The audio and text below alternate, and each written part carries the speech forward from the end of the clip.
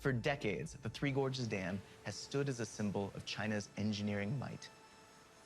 A project so vast that NASA said it measurably altered the Earth's rotation, making days 0.06 microseconds longer.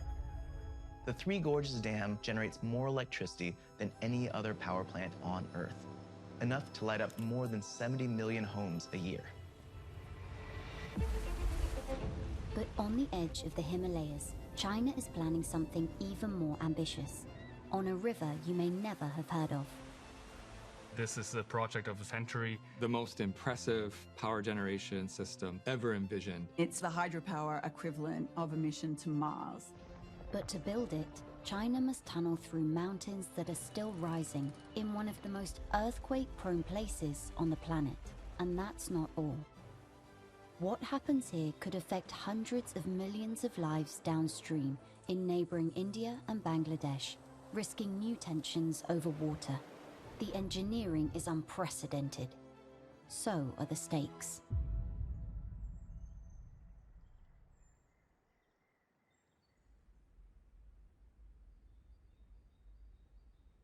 There is like this stark beauty.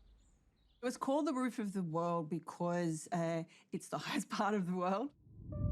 From the glacial melt here, the Yarlung Sangpo River flows over 1,000 kilometers east along the edge of the Tibetan Plateau, before performing what many consider a geological miracle at a location known as the Great Bend, right where the plateau meets the Himalayas. It does this mad turn, so it stops flowing east and does a big hook and starts coming back and flowing west. It's about a 180-degree bend where the river drops about 2,000 meters in elevation in just a 200-kilometer period. Then the river leaves China, goes into India, and there it's known as the Brahmaputra. And then it empties out in the Bay of Bengal. 亚夏水电工程体量大、周期长、影响远。 But it's back at the Great Bend where construction of the Yasha, or Lower Yarlung hydropower project, officially began in July 2025. It's a place so remote, a road only reached it in 2013. The gorge of the Great Bend is the biggest canyon in the world. It's literally 3 times deeper and a little bit longer than the Grand Canyon in Arizona. It's this natural drop, the world's steepest and deepest, that also gives the plateau its greatest hydropower potential. Those following the project say China's ambition is not just to tap this power, but to utterly dominate it. The energy generation from this project will break like records in like many different dimensions. It will be by far the world's largest individual source of energy, 60 gigawatts of installed capacity. The Chinese government has said that this will generate about 300 billion kilowatt hours a year. That's more than the UK uses an entire year. It's also about 3 times more than the Three Gorges generates. With little known officially about the project, including the construction timeline, analysts outside China have had to rely on social media, state television, and satellite images to piece together its design. Not so long ago, an article was published in Nature, one of the premier peer-reviewed academic journals, that roughly describes the project as a diversion project. Unlike a traditional walled dam, observers believe this one would be made up of a series of hydropower stations along the river. Theories vary, but some outside experts suggest there would be one upstream dam with a large reservoir to regulate the water flow. This would be followed by a second smaller dam at the top of the gorge, where water would be diverted from the Great Bend through the mountains via a number of underground tunnels and turbines, before potentially entering another smaller re-regulation dam at the bottom of the gorge. This could stabilize the flow before the river continues downstream into India. This will be quite an engineering feat. After all, you're literally reconstructing a whole river underground. The volume of water that will be diverted here will be similar to the discharge of a medium-sized river, such as like the Rhine in Europe. It's a concept already tested at the Jinping dams, where engineers diverted the river through the mountains. But what is really novel about this project is just like its sheer scale, where like many engineers would have probably not believed that building such a project in such a remote location would be even possible. The government announced the project would cost 1.2 trillion yuan. That's about 167 billion US dollars. And that compares to the Three Gorges when it was built, completed back in the 2000s. It ended up at a cost of about $37 billion. So this is 4 to 5 times as much as that. But experts say for China, this project is not just about generating power. It's a core tenet of its national economic strategy. China is an engineering state. And one of the things that, having an engineering society in China has done is that it's a government that likes to build its way out of problems.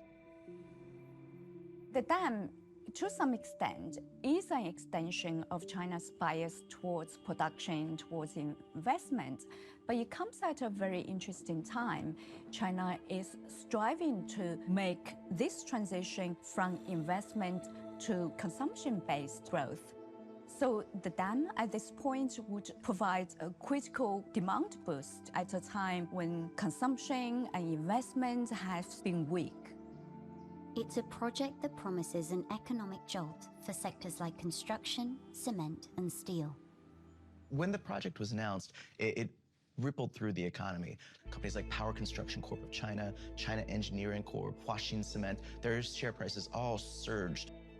But at another level, the dam will also enable China to produce more renewable energy and help that green transition.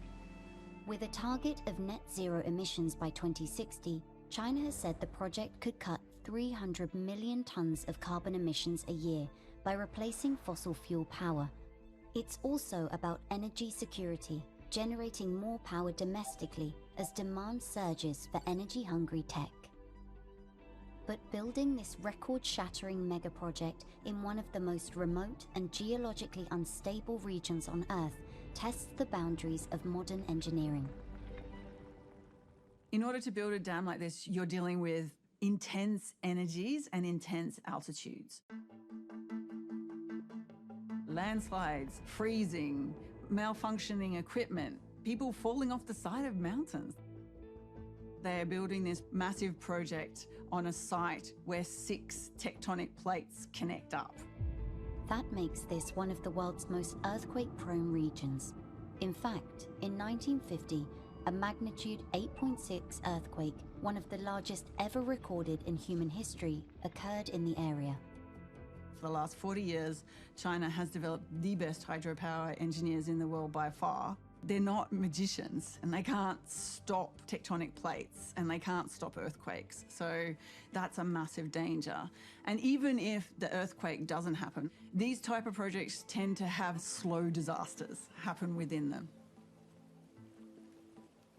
So they seep plastic and concrete into the surrounding environment, and that changes the entire environment of that place slowly over time. The International Campaign for Tibet also warns that dam projects frequently displace thousands from ancestral lands and sever traditional livelihoods with little consultation or support.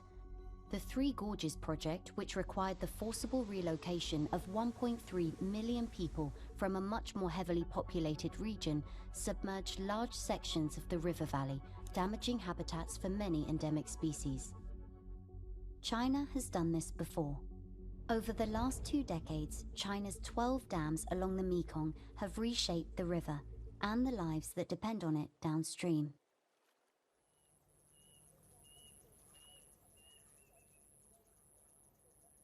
The Mekong runs about 4,500 kilometers from the Tibetan Plateau in China through Myanmar, Laos, Thailand, Cambodia, and Vietnam.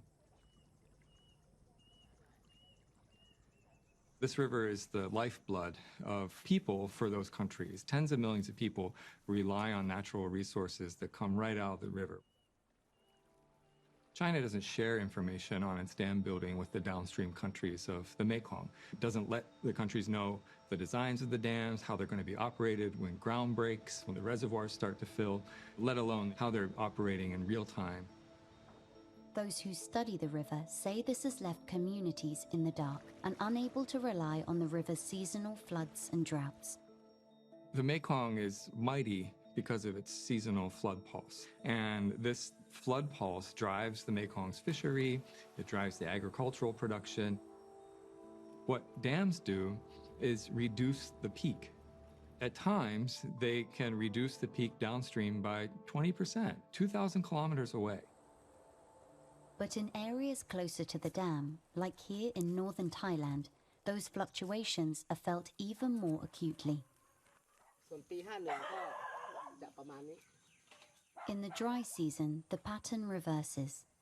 Water release for hydropower can push the river levels 3 times higher than normal. As a result, environmentalists say the ecology of the river has been disrupted and the reproductive cycles of the fish and birds upended. What were once thriving fishing villages are now diminished. ถ้าถึงเขื่อนเนาะเมื่อก่อนนี้มันน้ำมันปกติแต่เดี๋ยวนี้มันน้ำบ่ปกติละขึ้นลงไข่มาก็มาไข่แห้งก็แห้งไข่ขึ้นก็ขึ้นมันเลยทำให้ปลาผลกระทบเรื่องปลาเรื่องหาปลาหากินนี่ยากเลยเดี๋ยวนี้นะปลาก็ไม่ค่อยมีหาได้ก็บ่ได้ขายอย่างเงี้ยผลกระทบหนักทำมาหากินแล้วก็ยังก็ยากแล้วก็ปลาน้ำก็ People there have been suffering for years. They lose their livestock, they lose their equipment, they lose their gardens and farms when these sudden pulses of water come through.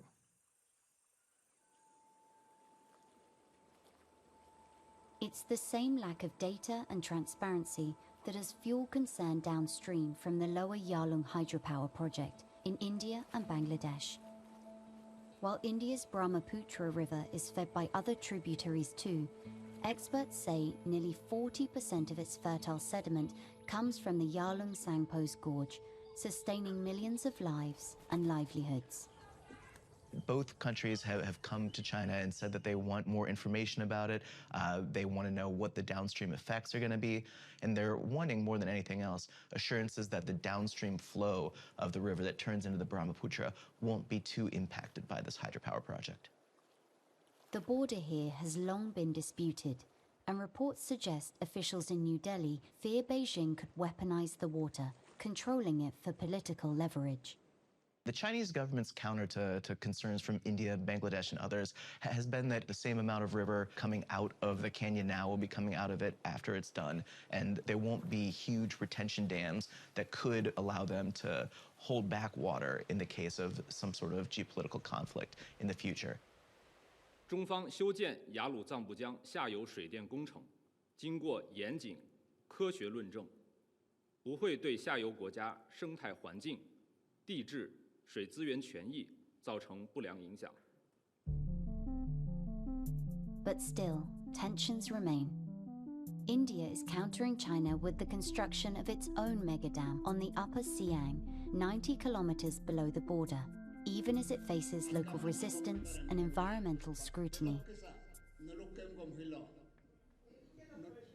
Without knowledge exchange and cooperation across that border, then it's really easy to play on people's fears. And what I think it's really important is that these decisions are made on quantifiable, open and objective data that enable us international scientists, but also importantly people whose livelihoods are at stake in that river basin actually have a say.